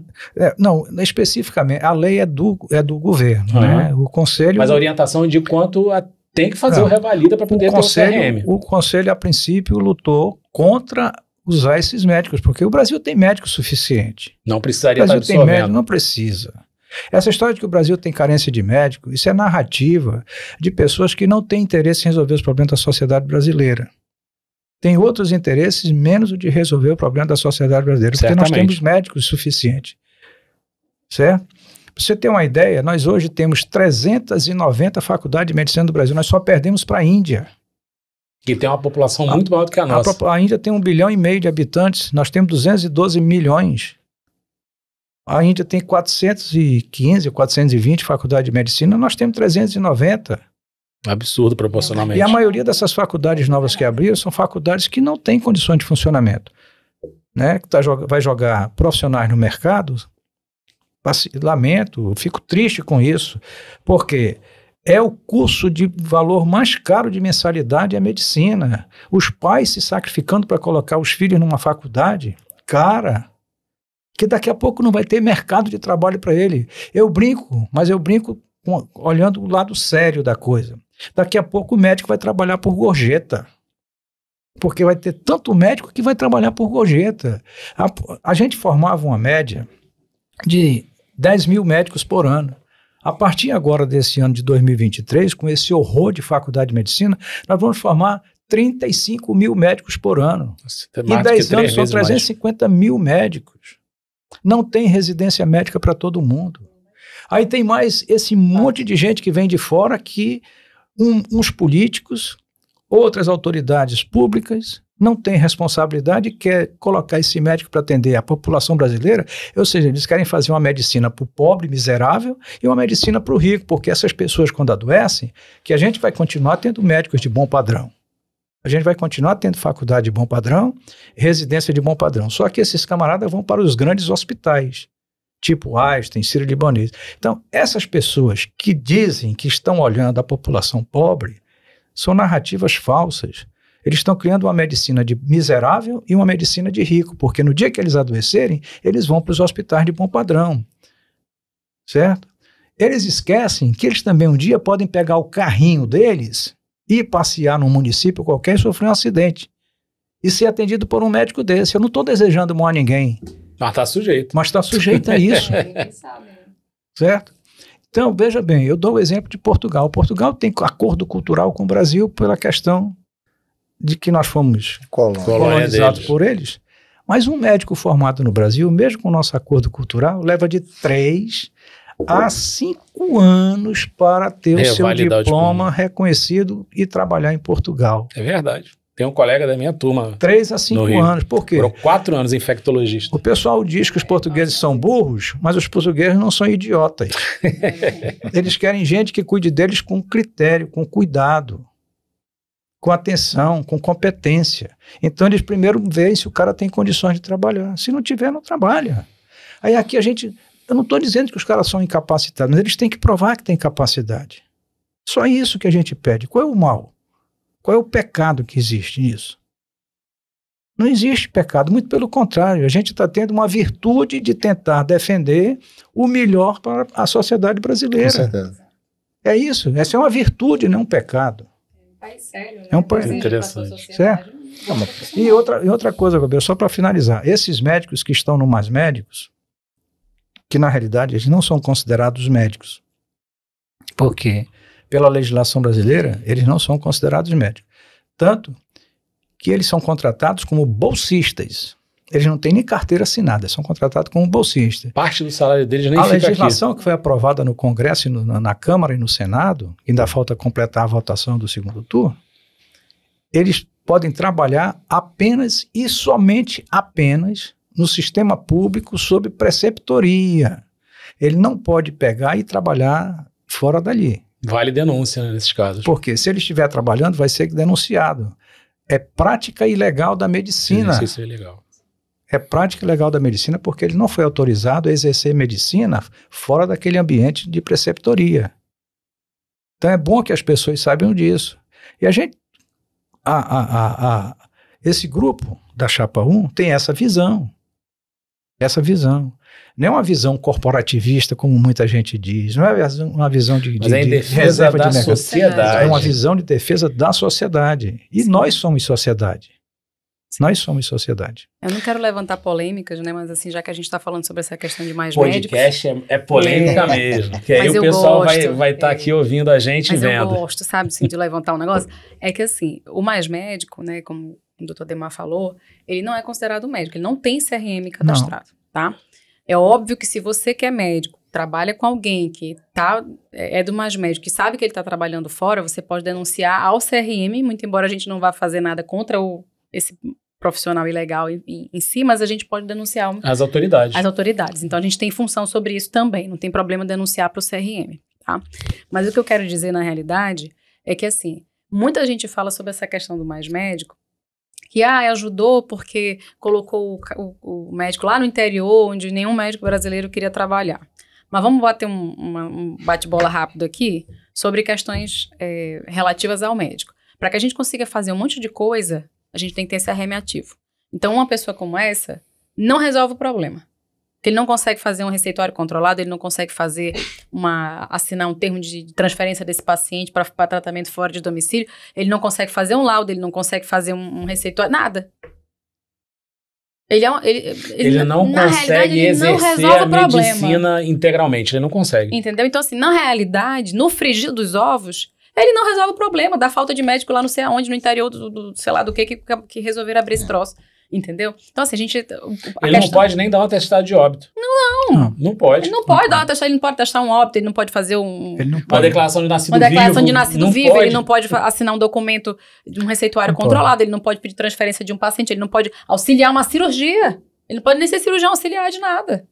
Então, assim, na realidade... Ele tem limitações. É muito complexo, limitado. Então, assim, falam que a gente é corporativista porque a gente é contra a questão do mais médico, porque a gente exige a revalidação, mas não é isso. A questão é, trazer um profissional sem de fato, estar capacitado para atender a sociedade é perigoso. Exato. Quem é que tem coragem de... Tu vai querer a tua mãe sendo atendido, teus filhos, sendo atendido por uma pessoa que você não sabe se realmente fez a faculdade, se não sabe nem se tem diploma? Certamente não. Pois é perigoso. Não, outra coisa, né? Essa situação, ela cria ambiente para as desonestidades, as falsidades. Agora mesmo, recentemente, a Polícia Federal desbaratou um monte de gente com documentos, com diplomas falsos e que fizeram registro por liminar. O advogado foi lá, conseguiu liminar com algum juiz, aí foi lá e o diploma não existia, nunca frequentou uma faculdade. Esse tipo de situação gera facilidade para o crime, né? Porque começa a facilitar, o que é fácil de fazer facilita o crime. É uma realidade cruel. A gente vai mudar um pouquinho de assunto agora, que a gente vai para uma nova proposta atrelada à nossa colega a doutora Shirlane. Estabelecer parcerias com órgãos reguladores do ensino superior para colaborar mutuamente na fiscalização dos campos de estágio e aprimorar a qualidade de ensino nas escolas médicas.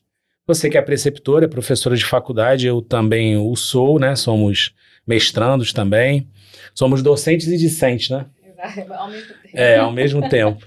Então, Shirlane, o que você pode trazer para os nossos colegas que estão nos assistindo, nos ouvindo, sobre essa proposta, né, desse interim de órgãos reguladores do ensino superior, como é que a gente pode estar contribuindo com o ensino em medicina e com a sociedade para melhorar a qualidade desse ensino? O que você pode trazer para a gente? Pois é, então, assim, a experiência que a gente tem, né, eu digo que eu sou meio que multifuncional, porque eu dou aula para graduação, dou aula para o internato, então eu sei onde estão os furos, né, da educação. A gente vai entendendo onde é que tá difícil e onde é que é importante o médico, o acadêmico crescer, né, nessa curva de aprendizado. E já existe vários convênios, inclusive do CFM com o Ministério Público, para que a gente atue com essa fiscalização na formação do internato. É importante, porque é nessa fase que o aluno vai aprender e solidificar as capacidades que ele aprendeu ao longo daquela teoria dos anos, né, que precederam. Então, se a gente não atua para verificar se esse estágio está acontecendo de forma adequada, se as horas de trabalho estão acontecendo de forma adequada, porque a gente sabe que o estágio, né, o internato de medicina, ele não segue as leis de estágio que são regulamentadas por outras faculdades, por outras profissões, né? Até porque se o médico, se é o menino, né, tá lá, o interno, ele vai receber para estagiar e vai estar exercendo o exercício legal da profissão. Então, a gente não recebe nada para ser interno. Sim. Mas a gente precisa de uma carga horária justa, né, que não é impossível, mas que também não pode ser diminuta, porque ele tem que aprender o mínimo para que ele saia com experiência e qualificação para o mercado de trabalho. Então, a gente sabe que existem muitas faculdades que estão hoje abertas sem nenhuma condição, né? A gente não vai citar nomes, mas a gente tem faculdades particulares aqui no estado do Amazonas que, até o momento, não tem campo de estágio. Então, assim, as turmas ainda não chegaram lá. Mas também não tem nenhuma perspectiva, né? Não tem nenhuma base, né? Mas tu entende que agora eles estão na parte teórica, mas em algum momento essas turmas vão avançar. Vai chegar no internato. Essas turmas vão chegar no internato. E esses meninos vão estagiar onde? Vão aprender o quê? Porque as 5 áreas básicas da medicina precisam ser ofertadas em carga horária adequada para que eles saiam da formação capacitados. Então, tem que ter formação em saúde coletiva, tem que ter formação em pediatria, tem que ter formação em clínica médica, cirurgia todas geral, as suas áreas, né, sub-áreas de importância, cirurgia geral e GO. E todas as suas áreas de importância dentro da parte de clínica cirúrgica e ginecologia e obstetrícia. Se esse cidadão ele adentra o internato sem carga horária adequada, é um profissional mal qualificado no mercado. E perigoso para a sociedade.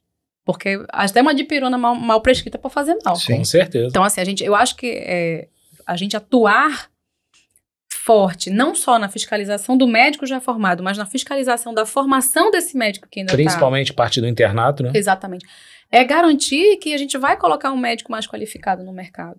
Não segurança para ele, que precisa ter uma formação adequada, até porque ele vai querer fazer uma especialização, ele vai querer fazer, né, uma residência, ele precisa ir também qualificado para essa nova etapa, mas a segurança da sociedade, que vai receber um profissional qualificado para tal. Como eu até brinco, né, com os alunos. Então, na hora que você está ali naquela curva de aprendizado estudando, não adianta, né, eu falar assim, Zezinho, me busca uma caneta Bic azul. Se você nunca viu uma caneta, se você não sabe qual é o formato da caneta Bic, você não sabe qual é a cor azul. Pode estar na sua frente.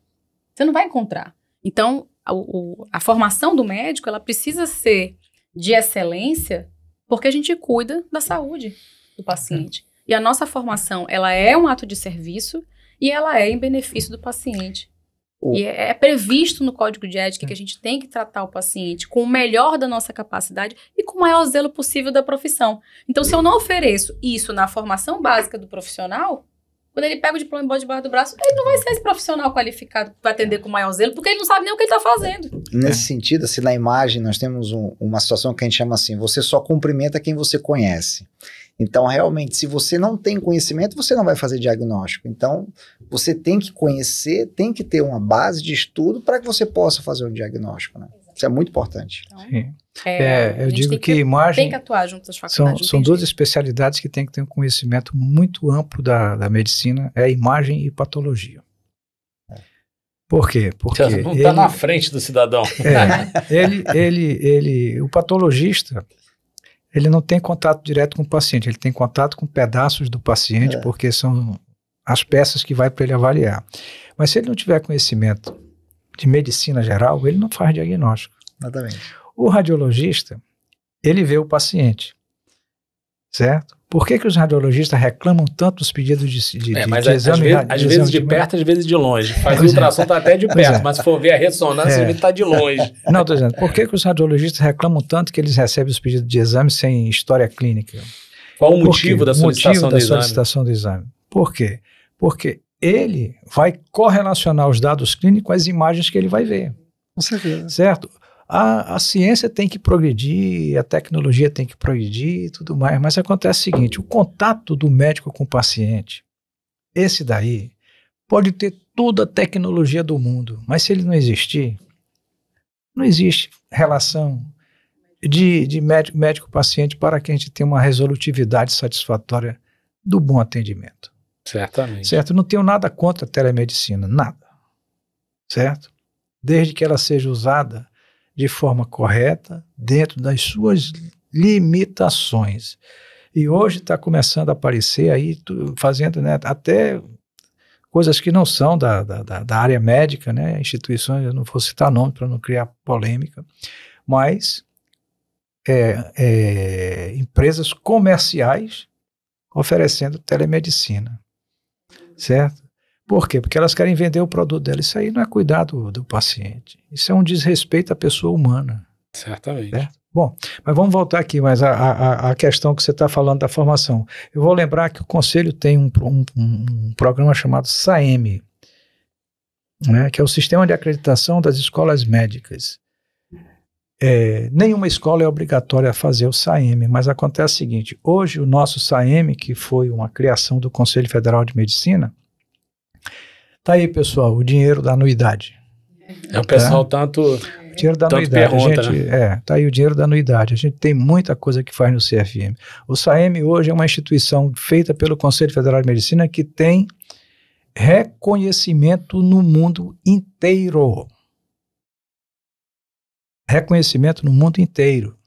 Vocês terem uma ideia, os Estados Unidos já tem projeto de lei nos Estados Unidos que médicos só podem fazer curso de complementação nos Estados Unidos, residência, especialização, vindo do Brasil, não, ainda está no projeto, mas eles estão fechando.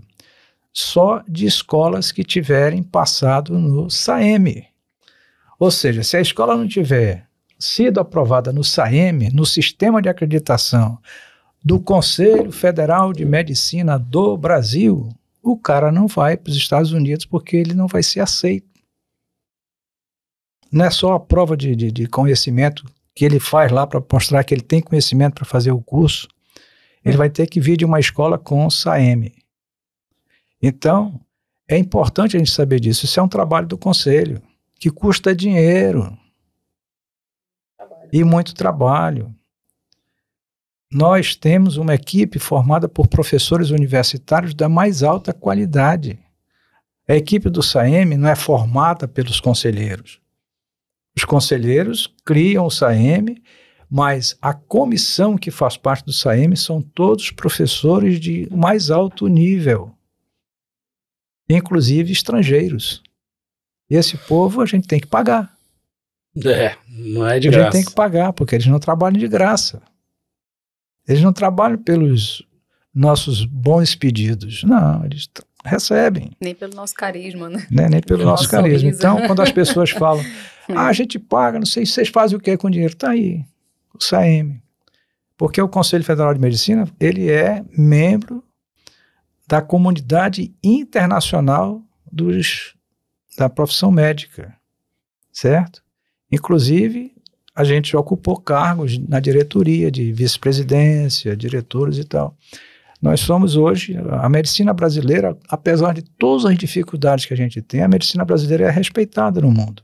Com certeza. E é respeitada no mundo porque a gente vai para lá e mostra o que é que nós fazemos. E somos nós que mostramos isso. Eu acho que é tanta dificuldade, né? Né? A minha Não tese, é o Ministério minha da tese de Saúde que mestrado mostra. agora é a não. rede de banco de leite humano. O cara que mais saca e montou a rede de banco de leite humano, vocês não sabem, é um brasileiro, o Aprígio. E os BRICS hoje usam a nossa rede de banco de leite humano, porque dá tão certo, entendeu? Então, apesar de tudo, a gente dá certo em muita coisa, né? Então é lógico, a gente tem esses programas, porque a gente não tem poder de fechar as faculdades, mas a gente tem poder de dizer, a faculdade A tem padrão, e a família, se quiser investir no seu filho para estudar naquela faculdade, tudo bem. A faculdade X não tem padrão. Isso nós temos essa condição de fazer. Se as pessoas aceitarem fazer o SAEME, porque não é obrigatório. A gente tentou fazer um convênio com o governo, através do MEC e do Ministério da Saúde, para que as escolas fizessem o SAEME, mas o governo disse que não ia obrigar ninguém. Então, como se o governo não pode obrigar, nós não temos esse poder. Tá? Mas é uma acreditação que fortifica, né, Certamente. a qualificação da faculdade. Né? E demonstra a preocupação do Conselho, não só federal, como os conselhos regionais, nessa classificação, né? Porque dá segurança para as pessoas, tanto no investimento das famílias, quanto nos próprios profissionais que estão saindo das diversas universidades. E por que o nosso sistema é reconhecido? Porque os nossos critérios criados pelo SAEME são extremamente rigorosos. Extremamente rigorosos. Pra você ter uma ideia, quando o pessoal do Reino Unido veio aqui conhecer o nosso SAEME, eles ficaram espantados como é que a gente, num país em desenvolvimento, criou um sistema de acreditação de escola médica tão rigoroso quanto o do Conselho Federal de Medicina. Legal, né? Mas os caras reconheceram. Reino Unido, tá? País de primeiro mundo, medicina pública, 100%. 100%. Agora eu vou para um assunto que eu contribuí muito como proposta, porque há cerca de um ano eu comecei a pairar nesse mundo digital, de conectividade e de mídias digitais propriamente ditas, e que dentro desse universo os médicos têm também se esforçado para estarem presentes. E eu tenho um programa, um podcast que já teve uma primeira temporada com 17 programas. Ele até foi gravado e desenvolvido aqui nesse estúdio que a gente hoje está fazendo essa gravação, que é o Papo de Médico, a resenha com o Dr. Leonardo Gobira. E eu me senti muito confortável de participar dessa proposta, né? Que é promover a discussão ampla sobre a publicidade médica, porque isso está em voga, né? E o uso das redes sociais, de modo a garantir sua finalidade educativa para a prevenção de possíveis infrações. Então é muito importante hoje a gente ter pessoas, médicos, colegas, nos conselhos regionais que promovam essa discussão e que também estejam nesse meio para poder gerar esse, na verdade, esse cuidado e essa forma de a gente mesmo se proteger, né, de profissionais também que não são legais e que estão utilizando as mídias digitais de forma escusa e muitas vezes até outros profissionais denegrindo a arte médica através do mau exercício da própria profissão, como exercendo um ato que é médico. Então aí a gente entra lá na discussão que a gente estava falando até com o Dr. Jorge Badi, sobre hoje esse bambambam de mídias digitais, muitas vezes profissionais de outras áreas exercendo prerrogativas que são médicas, e a gente tem que ter esse cuidado também. E eu vejo que o Conselho Regional, através desse aprimoramento, desse papel de estar orientando também e educando os colegas, poder estar avaliando se existe exercício ilegal também através de situações e que não são ideais junto ao ato médico, né? Eu acho também que tem, assim, somando, né, o que você já falou, eu acho que é mais também, assim, orientar o colega para que ele consiga fazer um trabalho adequado, né? A gente sabe que hoje em dia quem não está na mídia, né, praticamente não existe, né? Quem não é visto não é lembrado, né? As redes sociais hoje e a publicidade médica são as páginas amarelas de 20 anos atrás. Exatamente. Hoje ninguém mais busca caderneta de plano de saúde para saber, não existe. Então, eu acho que o CFM, bem como os seus regionais, se adequaram a essa nova realidade, entendem que o médico precisa e deve fazer sua publicidade, é justo, é lícito, ele pode ter lá seu Instagram, seu YouTube, né, sua rede social, e tá tudo agora certo. Agora pode ser... mas não pode ser de qualquer 880, não pode ser o cara vestido de super-homem fazendo dancinha. Mas não pode ser de qualquer jeito. Ridículo, né? Para efeito de informação, tem 2 semanas, há 2 semanas atrás, na plenária do mês de julho, a gente aprovou a nova resolução da publicidade médica, mas ela está ainda sob revisão, né? Porque a gente, quando aprova, ela vai passar para revisão gramatical, essas coisas todas. E depois é o seguinte, vai ser elaborado também um manual de orientação para a categoria médica, um manual muito detalhado. Graças a Deus. Certo? E a resolução, ela só tem validade a partir de 180 dias após a data da sua publicação. Ela não foi publicada. Já tem gente dizendo que a nova resolução permite isso e aquilo. Não, a resolução ainda não foi publicada, ela foi aprovada na plenária, ela está passando sob revisão de texto. E é bom esclarecer que não é um ato de censura, né, mas de bom senso. É de bom senso, né? Mostrando, né, que... Inclusive, nós tivemos que fazer a adaptação para a nova realidade, ela falou das mídias sociais, né? A sociedade mudou. Lógico. Nós tivemos que fazer uma mudança de paradigmas para que a gente possa dar ao médico o direito dele fazer a sua publicidade de uma forma correta, que não seja digna, né? Demagógica, que não exponha pacientes e médicos a escândalo, ao ridículo, mas que a gente tenha, o médico tem essa publicidade, né? Mas ela está sob a revisão gramatical. Seja ético, né, doutor? Seja ético. E vai ter o manual, tá? E vai ter o manual também. É justo e lícito que o colega tenha. Faça. A gente, assim, muita gente fala, porque o CFM quer impedir a gente de trabalhar. Não, gente. Deus o livre, a gente não quer impedir ninguém de trabalhar, mas a gente quer garantir que você, que tem sua rede social, que quer ter o seu site, sua internet, seu YouTube, seja lá o que for, você faça a coisa de forma adequada, né? Bacana, que não ultrapasse, né, o limite da questão educativa, informativa, né, preventiva, que essa também é a nossa função, né, além de orientar, educar, prevenir muitas doenças, patologias, a gente tem essa função social importante. E o médico tem que lembrar... E a rede social tem isso também. Nós somos uma atividade de meio, não de fim. Eu não posso prometer para um paciente uma coisa que eu não sei, porque eu estou lidando com uma estrutura biológica viva. Exato. Não é matemática. Não é matemática, onde 2 mais 2 sempre é igual a 4. E o conflito maior é a questão do esclarecimento da sociedade, né? O paciente ele está cada vez mais esclarecido e a exigência também, não que a gente possa alcançar, mas ele tem chegado mais exigente. Sim, Esse paciente sim. ele tem chegado com uma busca maior, né? Então mudou também essa questão, as mídias digitais, elas não só hoje, como nós estamos tratando aqui a questão da propaganda médica, mas, por outro lado, a mídia digital também trouxe um maior esclarecimento do paciente. Sim, Então, ele claro. vem indagando mais, ele vem Já vem Exigindo armado. Exigindo mais. E às né? vezes você tem que explicar para ele que existe também, tem que ter um discernimento, tem que ter um filtro, né? Sim. Muito do que eles querem. Tem a Então, faculdade que é o Google, né? Exato. É a faculdade em tem o 30 doutor Google. Eu segundos. fui professor universitário, eu fui professor de medicina, né? Eu fui professor da UFAM.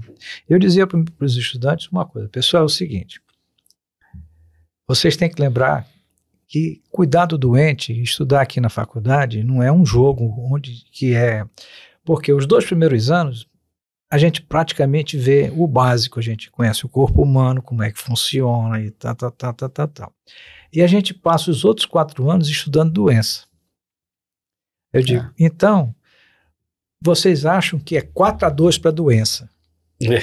Mas para a gente poder saber a doença, a gente tem que saber o normal. Sim. Vocês nunca podem esquecer o normal. É. Então, quando chegam, os pacientes, quando chegam com os conhecimentos do Dr. Google, ele tem a visão da fábula dos cegos, dos 11 cegos e do elefante, né?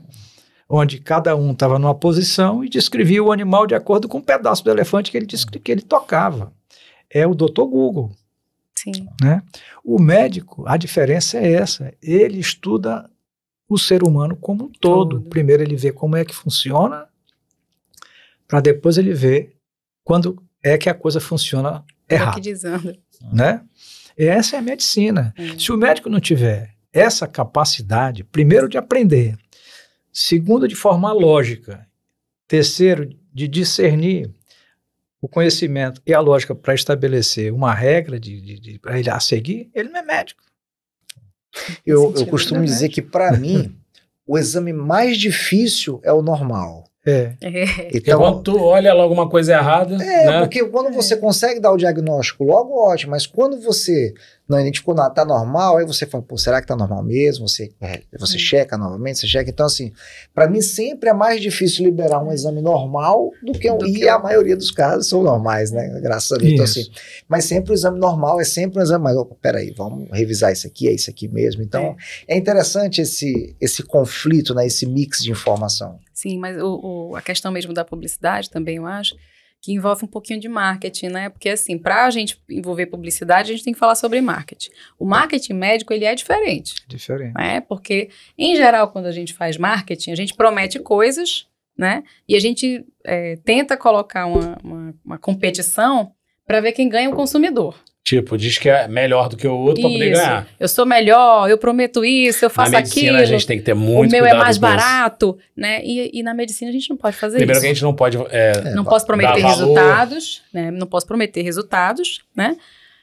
Não posso dizer que é tudo mesmo preço, porque também não tem condição, né? Cada paciente vai ter um procedimento, cada paciente vai ter um tipo de cirurgia. Tem as suas peculiaridades. Há muitas peculiaridades envolvidas, né? E eu também não posso competir com ninguém. Posso dizer assim, vem aqui que aqui é mais barato, né? Aqui é diferente, olha, o vizinho é 50, mas aqui é 25. Então não é feira, né? Apesar de que cada caso é um caso, sim. Mas o produto que nós trabalhamos é um só, é a vida. Exato. Exatamente. Então, por essa razão, é um marketing diferente, né? Por isso o único que é produto que a gente está trabalhando é a vida. Eu digo sempre para as pessoas, toda ação médica, seja ela com bom resultado ou mau resultado, não tem preço. Não. A sociedade paga para nós médicos o tempo que nós dedicamos para poder chegar um dia e poder trazer um benefício para o paciente. Exato. Esse é o nosso pagamento. Porque o que nós fizermos de bom ou de ruim com as nossas decisões tem preço. Exato. Se eu curo um doente, qual é o preço? Não tem. Mas se o meu tratamento não resolve o problema do doente, também tem preço? Não, também não tem preço. Agora, as pessoas têm que entender o seguinte, é que nós somos humanos. Nós não somos deuses. Nós também adoecemos e também morremos. Sim. Certo? E os médicos também têm que ter consciência disso, para que eles não caiam no pecado de começar a fazer isso que você está falando, né? Eu sou o melhor, eu sou o mais barato, eu tenho melhores resultados. Pode ser que eu Adoro esse termo. Tem que vestir as sandálias da humildade. Pelo amor de Deus, por favor. Eu juro que eu já fui para um evento de educação médica e assim, numa discussão assim de mesa, de bar, conversando, o colega falou assim, não, tem muito cirurgião de uma determinada especialidade cirúrgica em Manaus, mas eu tenho certeza que eu sou o melhor. Nossa. Assim, então, né? A pessoa coisa da humildade, né? A pessoa da questão da humildade passou. Mas é muito bom esse tema de ser longe, citado, da questão da publicidade, que é um tema que a gente vai trabalhar. Sim, mas é importante a gente, assim, um colega saber que na dúvida ele pode perguntar ao conselho. Exatamente. Né? A gente sabe que talvez o manual não abarque todas as circunstâncias. Esse manual chegando já vai ser uma evolução muito grande. Ajuda. Isso. Talvez o manual não abarque todas as circunstâncias possíveis. Sim. E numa dúvida o colega deve pedir ao conselho, perguntar, olha, eu gostaria de fazer dessa forma, é possível? Eu vou infringir algum código de ética? Né? Não custa, né? A gente está lá para apoiar.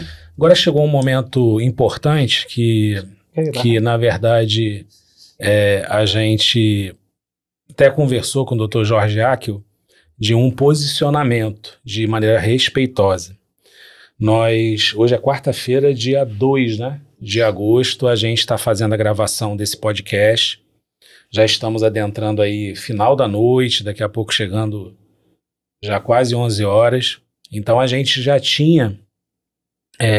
vinha planejando junto com a nossa assessoria de comunicação e junto com o estúdio aqui, com o produtor, de fazer esse bate-papo de acordo com a possibilidade dos colegas e, no caso, do Dr. Ademar, que se colocou de prontidão para estar nos auxiliando até como uma pessoa simpática à chapa e para fazer a sua colocação como ele fez. Então, é importante a gente dizer que a gente se resguardou o direito de fazer esse programa para dar uma ideia para as pessoas, para os nossos colegas médicos, de quais são as nossas propostas. Não conseguimos aqui discutir em quase 2 horas todas as propostas, mas dá para as pessoas terem uma ideia. Aqui tem pessoas da renovação, né? Tem pessoas experientes já no CRM, a chancela, o doutor José Esteves, doutora Shirlane, eu e o doutor George Badia aqui. Então, a gente veio trazendo essa cara da experiência renovada e deixar bem claro que não houve em nenhum momento nenhum tipo de conflito de interesses, mas não dava para, em cima da hora, as pessoas que foram convidadas na semana passada estarem presentes num outro debate com o contrário, digamos assim, né? E hoje, mais uma vez, fomos convidados e a gente já tinha estipulado o dia de hoje para produção, para a gente poder se preparar para estar aqui, todo mundo aqui se programou, tenho certeza, então não dava, né? E a gente achou até bem mais importante a gente ter realmente um ambiente aqui inócuo em que nós da Chapa 1 estivéssemos presentes para poder trazer esclarecimentos e tirar a dúvida das pessoas que ainda têm dúvida de voto. Eu arrisco dizer que temos um coeficiente de aceitabilidade, doutor Ademar, muito positivo entre os colegas médicos do Amazonas. De forma muito humilde, a gente sente isso nos ambulatórios, nos hospitais, nas salas de centro cirúrgico. Graças a Deus a gente vem sentindo isso. E longe de trazer qualquer tipo de embate, a gente quer se manter aqui numa frequência boa, positiva, e convencer as pessoas que ainda estão em dúvida de que nós somos a melhor escolha para estar conduzindo, renovando e transformando o Conselho Regional de Medicina do Amazonas. E se a gente não conseguiu satisfazer a todos, e no caso a chapa contrária, eles terem a certeza que terão colegas unidos a eles, defendendo a classe médica de forma não corporativista, mas defendendo de qualquer interesse escuso que não seja a valorização da vida e do paciente. Então eles têm o nosso apoio desde já estabelecido. E eu vejo que esse momento é um momento importante para a gente esclarecer isso e cessar por aqui qualquer tipo de prerrogativa de embate. Porque a gente tem que estar unido para estar construindo esse CRM experiente, mas tenho certeza ao mesmo tempo renovado, porque somos 60% de renovação. Então, isso é uma mensagem que o Dr. Jorge A., que hoje é atual presidente do CRM, me pediu para estar informando, estar trazendo de uma maneira educada, de uma maneira gentil, e não dava para participar de um programa num ambiente do contrário, sendo apresentado e sendo referendado por uma pessoa que fez parte da chapa num primeiro momento. Sim. Então a gente se reservou o direito a estar aqui hoje esclarecendo para os senhores e trazendo aí um resumo das nossas propostas. Eu vou deixar a doutora Shirlene daqui a pouco fazer as considerações finais e daqui a pouco a gente está voltando. Bom, pessoal, a gente está chegando então ao final desse podcast. Eu me sinto honrado, gratificado, foi aprazível a gente fazer esse bate-papo aqui para a gente poder estar esclarecendo para vocês. E aí eu estou pedindo aqui agora os colegas da Chapa 1 para poder olhar para as câmeras e estar convidando vocês a votar no dia 14 e 15. E por que votar na gente? Porque cada um aqui em sua especialidade está convocando o colega de sua especialidade, ou não, mas os colegas em geral, para poder estar exercendo seu direito de voto para o Conselho Regional de Medicina do Amazonas. Aí vamos começar com a doutora Shirlane.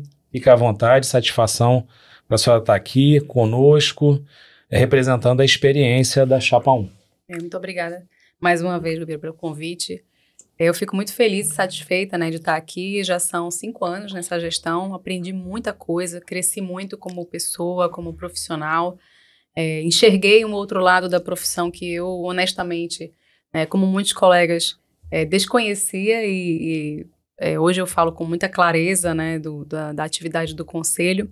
Espero que a gente tenha conseguido aqui nessa breve conversa, né, a gente não conseguiu falar sobre todos os temas, mas a gente tentou trazer aqui temas de relevância da nossa chapa e espero que tenha conseguido sanar algumas dúvidas, mas o meu convite hoje é para você, colega ortopedista, né, ou recém-formado, né, algum aluno que já passou por mim, sabe que eu sempre falo sobre isso, sempre levo essa experiência, né, de vida, de casos que a gente vai vendo ao longo dos anos, né, para que você vote com consciência, com tranquilidade, com bom senso, né, numa chapa que é mista, que tem muitas especialidades, alta representatividade, gente que já tem essa experiência, né, tanto da gestão atual quanto de outras gestões mais antigas. Então é importante a gente valorizar isso aí. A experiência fala muito sobre como a gente consegue lidar com essas questões na medicina. Isso não é fácil, mas também a gente tem muita gente nova que está interessada em ajudar, que está trazendo esse gás,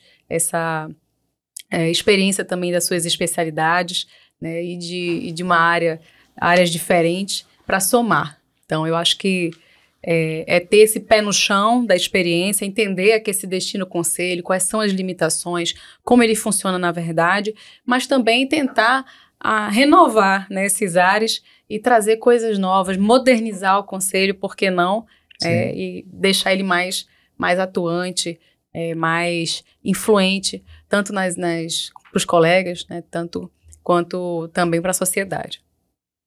Isso aí, muito legal. Eu deixo a palavra agora com o Dr. George Badi, né? Eu sei que vai ser uma fala referendada aos radiologistas e ultrassonografistas, né? A palavra é sua, meu amigo.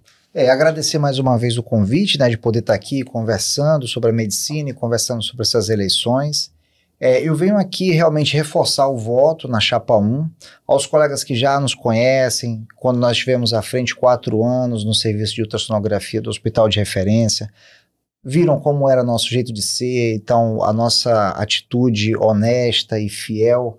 Então vocês que já estiveram sobre essa situação, que viram que nós estávamos à frente e sempre preocupados com a nossa classe, eu quero que você considere realmente esse voto na Chapa 1 e realmente acredite que aqui tem um grupo de médicos coesos e unidos realmente preocupados em regular a nossa classe. Então, eu quero aqui só reforçar o voto do colega radiologista, do colega ultrassonografista e, lógico, de todos os médicos que estão participando agora dessa eleição, que podem votar.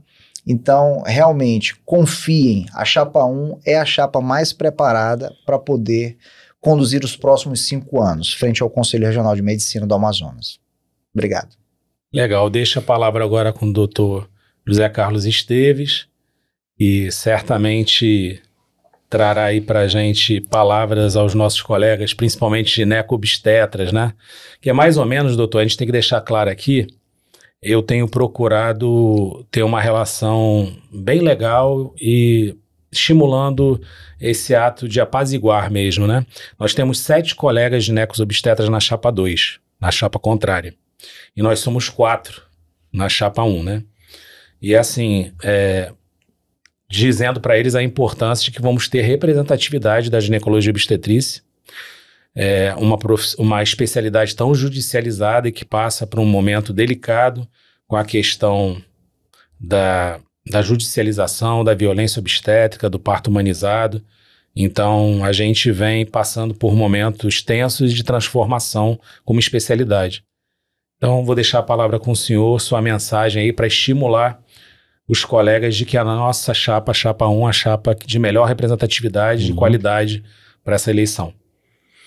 Ok. Eu queria agradecer, em primeiro lugar, e convocar os meus colegas da maternidade Balbina Mestrinho, da maternidade do Alvorada, da maternidade da Cidade Nova, Dona Nazira Dal, da minha querida maternidade Moura Tapajós, onde há alguns anos atrás ainda era a Brigita Dal, e que tive a oportunidade, junto com outros colegas de lá da maternidade, de dirigir aquela instituição e convocá-los para que a gente nos unindo fortemente em relação à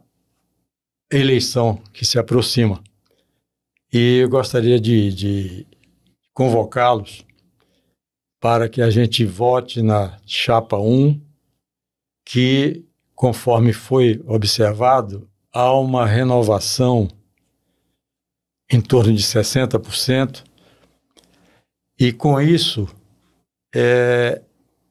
dar continuidade ao que já vem sendo feito pelo Conselho Regional de Medicina, no sentido de não é proteger o médico, mas orientar o médico, orientar o nosso colega para que as coisas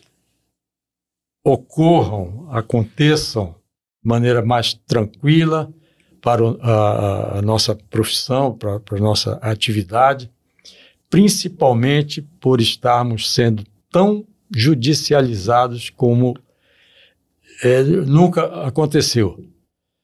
A gente tem a oportunidade de observar as denúncias, enfim, envolvimento de colegas, muitas vezes indevidamente, apenas para marcar que esse colega foi denunciado. E que a partir de agora e sempre, a união da ginecologia e obstetrícia tem que ser muito mais firme. Com isso, você pode desempenhar a sua atividade com mais segurança e beneficiando as nossas parturientes, as nossas pacientes ginecológicas, com problemas ginecológicos, enfim. E a necessidade de se verificar, fazer uma observação um pouco mais aprofundada de que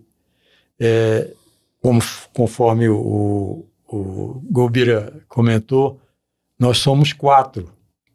Mas esses 4 que estão aqui na chapa 1 representam, eu acho que a grande maioria dos nossos colegas obstetras e ginecologistas, na função dessa observação um pouco mais aprofundada da nossa atividade nas maternidades, enfim, para que a gente possa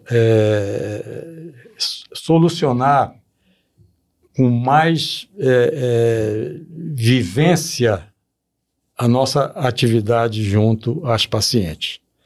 Eu agradeço e conto com todos vocês, amigos, colegas, companheiros de plantão, nas maternidades onde eu citei, e uma lembrança um pouco mais tardia, aqui esteve o nosso colega Dr. Ademar Augusto, que nós fomos companheiros na velha Santa Casa, que infelizmente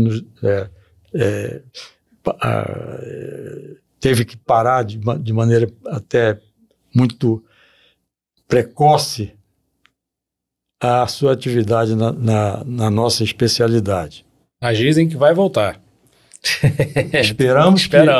Há uma necessidade muito grande. Seria uma expansão melhor para o atendimento na nossa especialidade.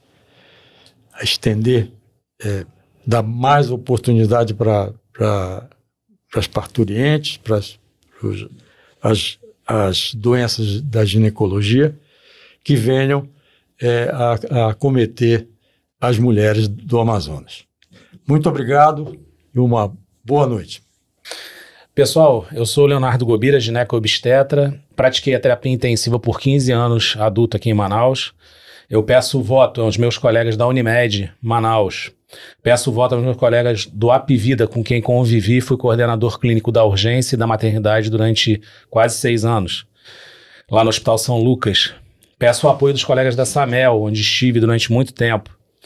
Peço o apoio dos meus colegas do antigo Protocor, do Hospital do Coração. A todos os ginecos obstetras do Iguan, colegas pediatras com quem convivo no dia a dia e anestesiologistas também. Os senhores me conhecem e eu peço esse voto de confiança aos senhores.